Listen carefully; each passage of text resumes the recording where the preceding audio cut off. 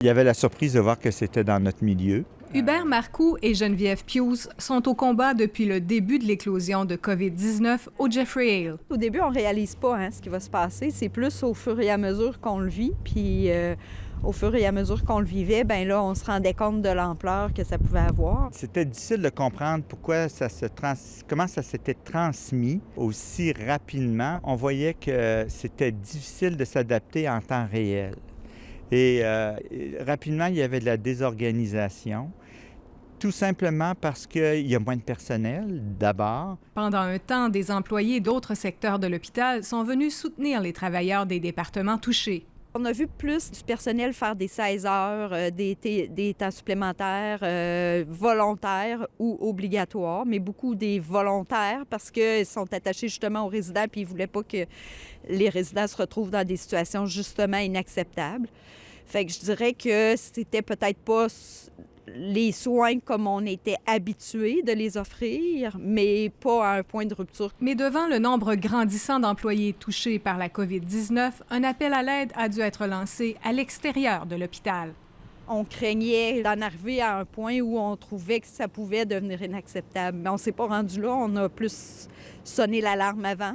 L'aide extérieure est arrivée dans les derniers jours pour relever le défi, accompagner dignement les patients. C'est sûr que nos patients sont fragiles, fait qu'on s'attend à ce qu'il puisse y avoir des décès dans notre population là, de patients qu'on traite.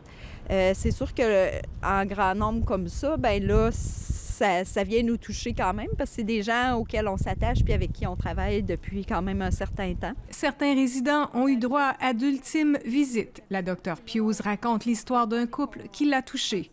On leur a permis de passer la dernière nuit ensemble, finalement. Puis c'était très touchant de les voir, puis de les voir se coller. Puis malgré l'équipement de protection que la personne devait porter, bien, était quand même capable de coller le monsieur était quand même capable de coller sa conjointe. Là. Puis c'est des moments comme ça qui sont très signifiants, qui font qu'après ça, bien, ça nous permet de continuer. Mais heureusement, certains s'en sortent. Des gens de 95 ans se remettent, des gens de 100 ans sont en voie de se remettre. L'autre étape sera la sortie de crise. Là, il faut s'adapter à comment on recommence à s'occuper des patients qui étaient en réadaptation, qui sont maintenant guéris de la COVID. Ces gens-là qui vont retourner, d'autres devraient intégrer des résidences de personnes âgées qui sont réticentes à prendre des patients qui arrivent dans un milieu actif comme le Jeff. Il y a beaucoup de défis sociaux. Mais le docteur spécialisé en soins aux aînés espère surtout que la crise aura éveillé des consciences. Le principal virus qui côtoie la COVID, c'est l'indifférence.